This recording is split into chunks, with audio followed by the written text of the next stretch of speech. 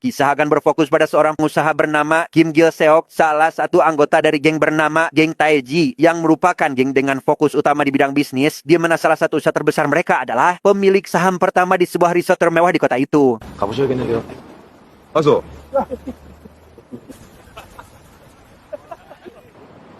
가라 그래.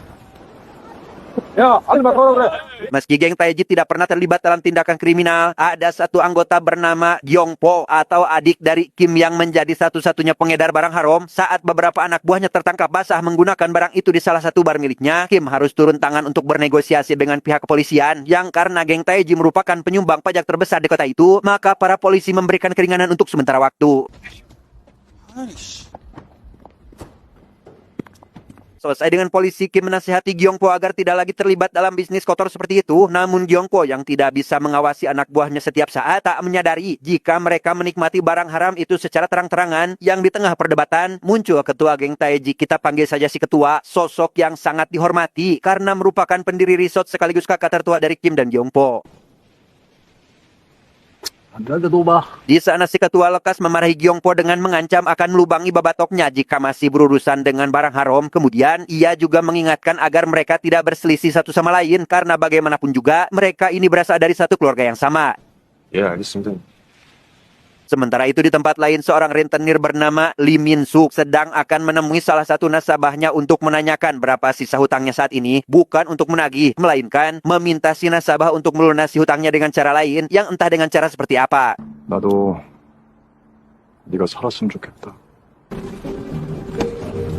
Ditemani si nasabah, Lee mendatangi bosnya yang langsung meminta hak sebagai anak buah, yaitu mengelola saham perusahaan resort, yang mana si bos ini merupakan pemegang saham resort terbesar kedua setelah geng Taeji. Namun mendengar permintaan itu, si bos menolak karena Lee yang dulu tak memiliki apa-apa seharusnya bersyukur dengan diberi kepercayaan mengelola bisnis hutang olehnya, di mana perkataan si bos ini ternyata membuat Lee merasa tersinggung sehingga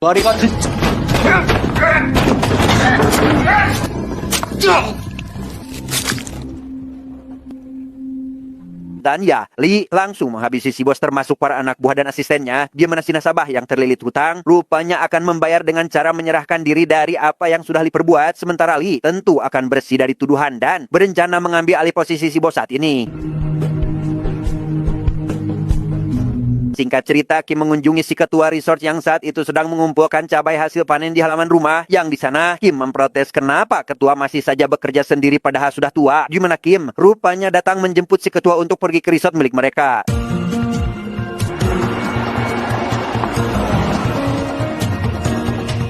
Setibanya di resort, si ketua menceritakan tentang kemewahan resort ini kepada Kim. Namun dengan semua itu, sebenarnya ia merasa khawatir tidak bisa mempertahankan kemajuan resort karena sudah tua. Namun saat si ketua menawarkan Kim untuk mengambil alih kepengurusan, Kim justru menolak karena tidak ingin memperburuk hubungannya dengan Gyongpo yang menurutnya lebih pantas mengelola resort tersebut. 매일 씨아갖고 이럴 때만 물러 터져가지고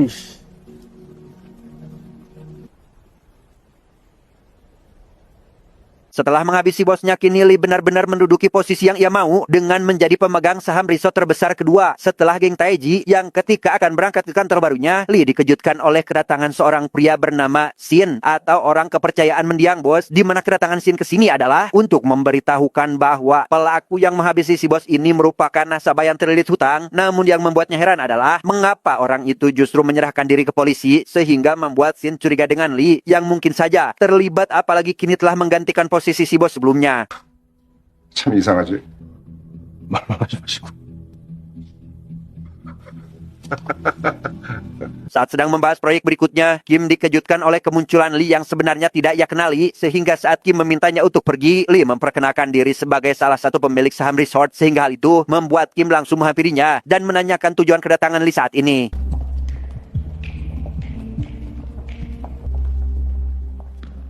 그래서 야 어쩐 일이요? 설계가 변경이 됐는데 아직 도안도 받지 못했어요. 밥 먹었어? Sebagai pemegang saham terbesar kedua, Lee mengutarakan keinginannya untuk masuk ke dalam kepengurusan resort. Namun Kim yang kini sudah tahu akan latar belakang Lee, yaitu pengedar, menolak permintaan tersebut yang tentu membuat Lee kecewa. Sampai Lee memutuskan pergi saat itu juga. 나 얘기 끝났으면 가. Sepulangnya Lee, Kim membicarakan Lee yang tampaknya berambisi untuk masuk ke dalam kepengurusan resort pada anak buahnya, di mana si anak buah yang mendengar hal itu justru menawarkan untuk menghabisinya. Namun Kim yang teringat pesan ketua langsung menolak dan justru berencana mengundang Lee makan malam demi menjaga hubungan dengan sesama pemegang saham. Tidak sendiri, Lee ditemani seorang wanita yang juga memiliki hutang dengan bunga yang selama ini ia bayar menggunakan tubuhnya sendiri. Sadar tak punya waktu untuk melunasi, si wanita menerima tawaran Lee untuk tetap berada di sisinya, sekaligus rela melakukan apapun yang Lee perintahkan tanpa terkecuali. 그래서 넌 뭐 어떻게 할 건데? Singkat cerita, Lee mengajak si wanita untuk menemui si ketua resort yang memang sedang menikmati hari tuanya sebagai petani. Di sana mereka berbincang ringan dengan sambil membahas tentang keberlangsungan resort sambil turut membantu si ketua melakukan pekerjaannya. Namun di tengah obrolan tersebut, tiba-tiba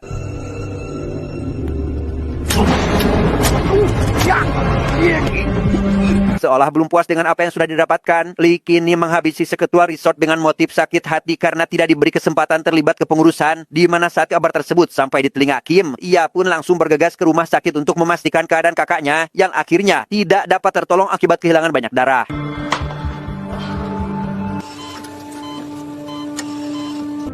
죄송합니다. 분명하셨습니다. Kim mendatangi kantor polisi untuk melihat siapa pelaku yang berani menghabisi kakaknya itu. Sama seperti cara Lee menyingkirkan bosnya dulu, Kim justru mendapati seorang wanita yang memang diminta bertanggung jawab atas kematian si ketua demi melunasi hutang, membuat Kim yang tidak mempercayai jika si wanita pelakunya mendesak agar mengatakan siapa dalang di balik semua ini. Namun si wanita tetap bersikukuh dengan mengatakan jika ialah pelakunya. 나도 살려고 그랬어. 살려면 뭘 못해.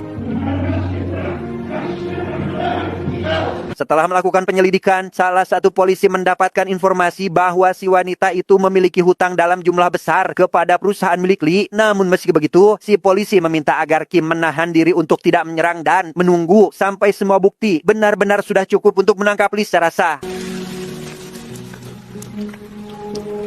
Proses pemakaman ketua berlangsung khidmat dengan dihadiri oleh seluruh anggota geng Taeji yang setelah mendengar pernyataan dari pihak kepolisian, Gyeongpo begitu tak sabar untuk menyerang dan menghabisi Lee saat itu juga. Namun Kim yang memilih mengikuti instruksi polisi meminta agar mereka tidak bertindak gegabah sehingga membuat Gyeongpo merasa kesal dengan saran kakaknya itu. Sadar jika pergerakan polisi akan terlambat, beberapa anggota geng Taeji akhirnya mengambil langkah sendiri dengan menculik anak buah Lee di sebuah klub untuk mencari informasi terkait lokasi dan waktu transaksi penjualan barang haram milik Lee selanjutnya. Dan setelah semua informasi didapat, mereka lekas melaporkannya kepada pihak kepolisian supaya mereka dapat segera menangkap Lee tanpa berlama-lama. 팀장님, 시간 장소 확보했어요. Saat hari transaksi tiba, para polisi bersiap di pom bensin untuk membuntuti anak buah Lee yang sedang menuju ke lokasi transaksi. Para polisi memasang CCTV di beberapa titik strategis termasuk di lokasi tempat Lee berada saat ini, di mana Kim yang terus memantau situasi segera mengabari Gyeongpo yang memang sudah tahu dan akan turun tangan bila mana para polisi ini gagal.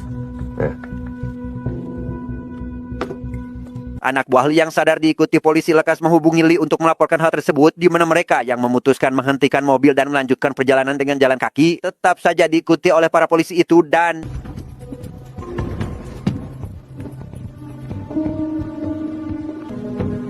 옆으로 빠집니다.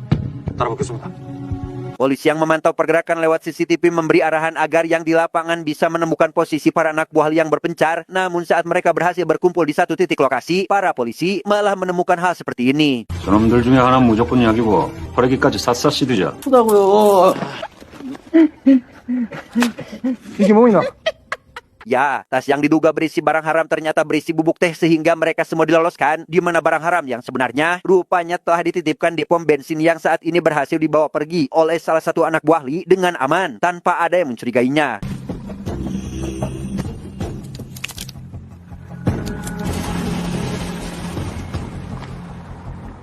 Mendengar kabar bahwa polisi gagal menangkap Lee, Gyeongpo yang sudah menduga hal itu sejak awal langsung mengajak para anak buahnya untuk menyerang saat itu juga. Namun tak lama kemudian, Gyeongpo malah dibuat heran dengan para anak buahnya yang justru menyerang satu sama lain, yang ternyata sebagian dari mereka telah berkhianat, termasuk salah satu orang kepercayaan Gyeongpo selama ini, sampai akhirnya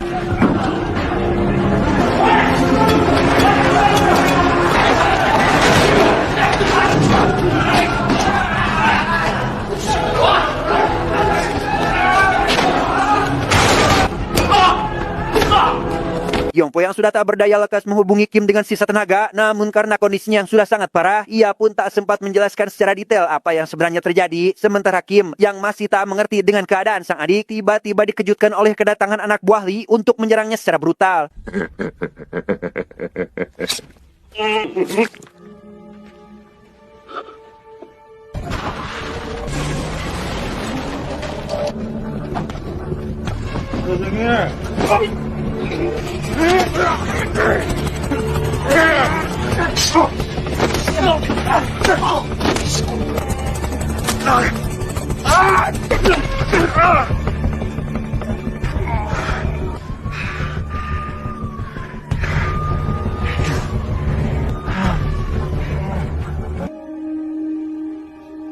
Setelah menjalani proses pemeriksaan di kantor polisi, Lee dinyatakan bersih dari segala tuduhan atas tindakan selama ini, di mana salah satu polisi memuji Lee yang sangat lihai dalam memainkan misi, bahkan sempat memberi ucapan selamat kepadanya. Namun Lee tetap menyangkal dan mengatakan boleh menangkapnya apabila memiliki bukti yang kuat. 덕분에 그 대장은 혐의 없어.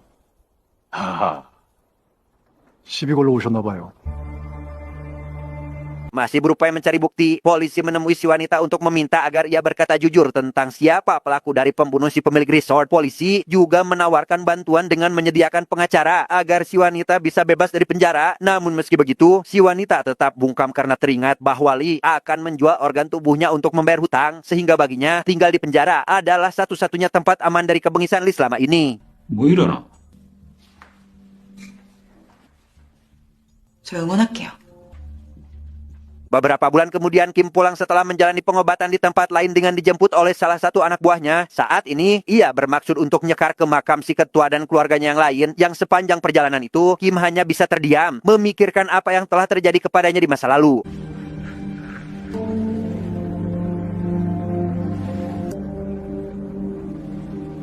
Menyadari Lee bukan orang yang bisa diremehkan, Kim menemui Lee untuk membicarakan pembagian kepengurusan karena mulai sekarang Lee akan diikut sertakan, di mana Kim yang tidak ingin terjadi pertumpahan darah lagi menanyakan bagaimana Lee tidak mengungkapkan ketidaksetujuannya itu sejak awal agar Kim tidak harus kehilangan keluarganya terlebih dahulu. Namun tanpa menjawab, Lee justru memilih pergi begitu saja.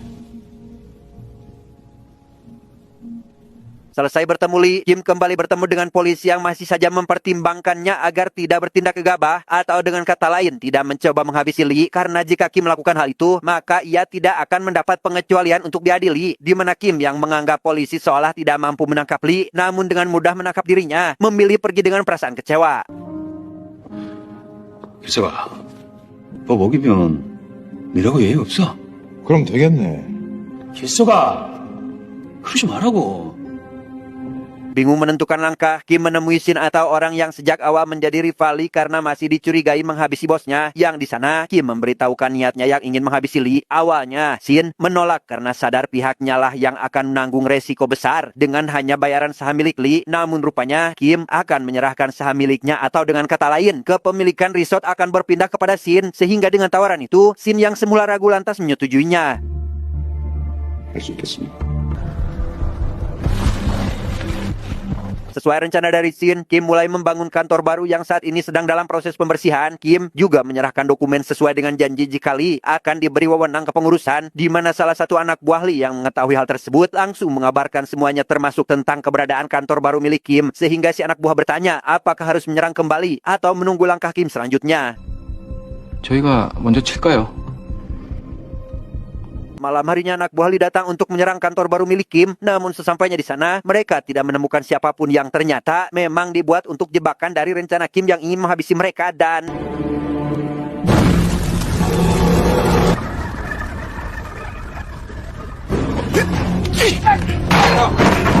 가만히 있어.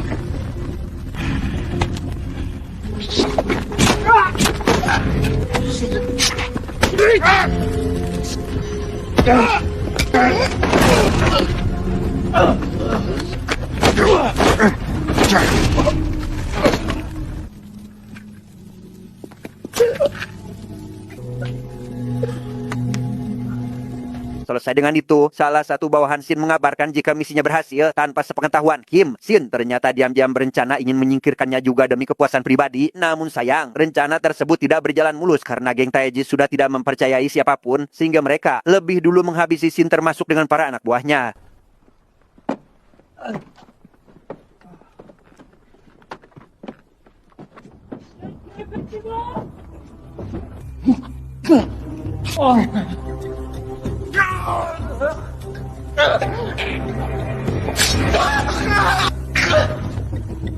Di tempat lain, para polisi akhirnya menangkap Lee sesuai dengan surat penangkapan karena dicurigai terlibat dalam percobaan pembunuhan dan bisnis obat terlarang. Namun di tengah perjalanan, mobil polisi yang membawa Lee itu dihadang oleh geng Taeji yang dipimpin langsung oleh Kim, di mana mereka ini sudah tidak sabar ingin membalaskan dendamnya saat itu juga.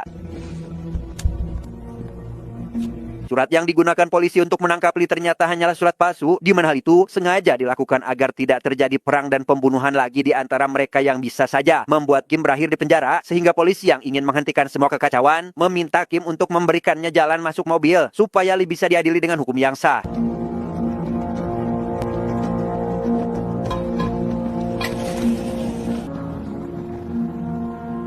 Saat polisi hendak melanjutkan perjalanan, ia yang ternyata teman lama Lee justru menyarankan agar Lee kabur ke tempat yang sangat jauh. Namun Lee yang lebih memilih harga diri daripada melarikan diri, tiba-tiba mengeluarkan pisau untuk menyerang para polisi itu sehingga... Karena mobil itu belum jauh dari tempat Kim dan gengnya berada, mereka bisa menyaksikan kejadian itu dan melihat bagaimana Lee keluar dari mobil polisi dengan keadaan terluka. Lee pun menghadapi puluhan anggota geng seorang diri, sementara Kim hanya menyaksikan pertarungan tersebut dari jarak yang dekat.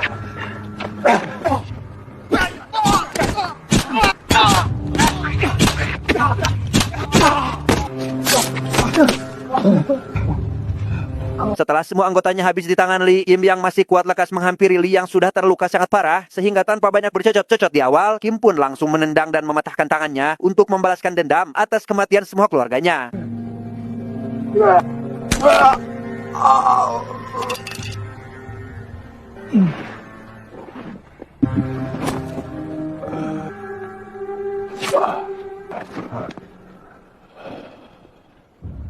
Selesai menghabisi semua orang, si polisi yang ternyata masih hidup akhirnya keluar dari mobil. Melihat hal itu, Kim yang kecewa teringat saat kakak, adik, dan teman-teman gengnya dihabisi, si polisi tampak tidak melakukan misi apapun. Namun jika kondisinya sudah seperti ini, si polisi justru malah menyalahkannya, sehingga membuat Kim memilih pergi meninggalkan si polisi saat itu juga. 필수가, 네가 원하는 게 이거나? 다른 선택지가 있었나? 네 진짜로 이래 살 수 있겠나? 낭만은 씨가 말랐다니.